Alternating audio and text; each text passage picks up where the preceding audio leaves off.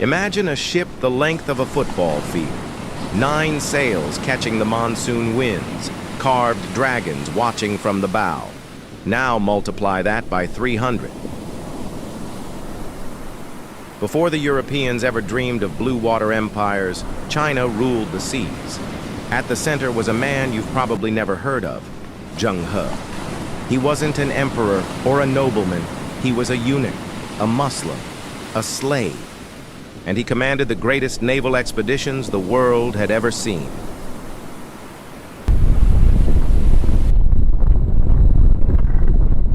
Welcome to Historical Channel, uncovering untold stories, hidden facts, and the strangest chapters of history.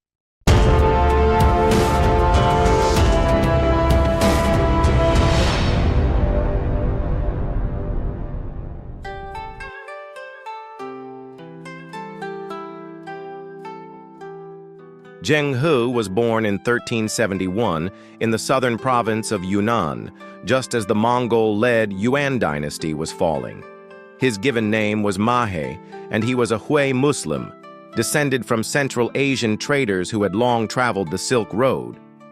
When the Ming armies swept through Yunnan to crush the last Mongol loyalists, He was just a boy. He was captured, castrated, and taken to serve in the household of Zhu Di, a prince of the Ming royal family.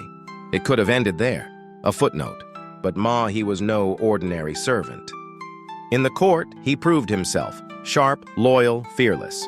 Zhu Di came to trust him like no other. In 1399, Zhu Di made his move. He launched a bloody civil war against his nephew, the sitting emperor. For 3 years, war raged across China. When the dust settled, Zhu Di was victorious. He claimed the throne as the Yongle Emperor, perpetual happiness. He didn't forget the people who helped him get there. He promoted He, gave him a new name, Zheng He, and a new mission. China had just emerged from a century of Mongol rule.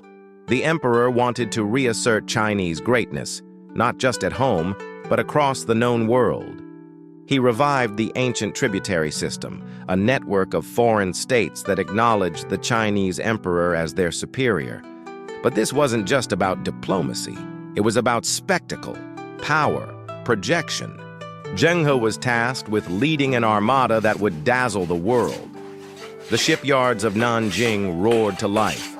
They built treasure ships, Baochuan, some measuring over 400 feet long, each with 9 masts, multiple decks, watertight compartments, floating palaces of red lacquer and golden sails.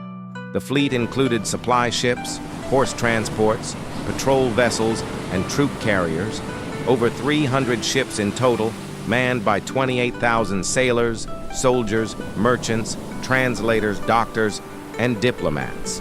It was a floating empire. In 1405, the fleet set sail down the Yangtze, across the South China Sea, toward the unknown.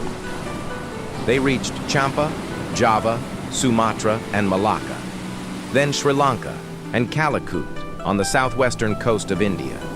They traded silk, porcelain, and tea for exotic goods, spices, pearls, sandalwood, and elephants. But diplomacy was just as important as trade. Zheng He carried letters, gifts, and imperial decrees. In many places, kings submitted, sending tribute missions back to China. And in one case, Sri Lanka, when the local king resisted, Zheng He captured him and brought him in chains to the emperor. Zheng He would command 6 more voyages over the next 3 decades.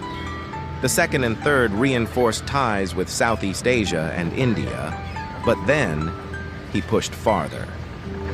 Voyage 4, 1413 to 1415. The fleet reached the Persian Gulf, stopping in Hormuz, the glittering crossroads of East and West. Voyage 5, 1417 to 1419. They visited Aden, at the tip of the Arabian Peninsula. They sailed up the Red Sea, just shy of Mecca itself. Voyage 6, 1421 to 1422. They returned to East Africa, to modern-day Kenya and Somalia. They brought back giraffes, zebras, ostriches, strange beasts never before seen in China. Voyage 7, his last, set sail in 1431. Zheng He was over 60, ailing, but he made the journey one final time. He died on that voyage, either in India or at sea. Some say he was buried at sea. Others believe his bones returned to Nanjing.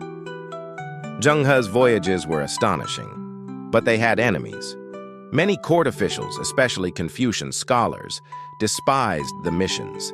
They saw them as extravagant wastes, distractions from China's real threat, the Mongols in the north. And after the Yongle emperor died, so did the political will to continue. The shipyards were shuttered, the logs and maps were destroyed. Foreign travel was restricted. It was as if China had looked out at the world and turned away.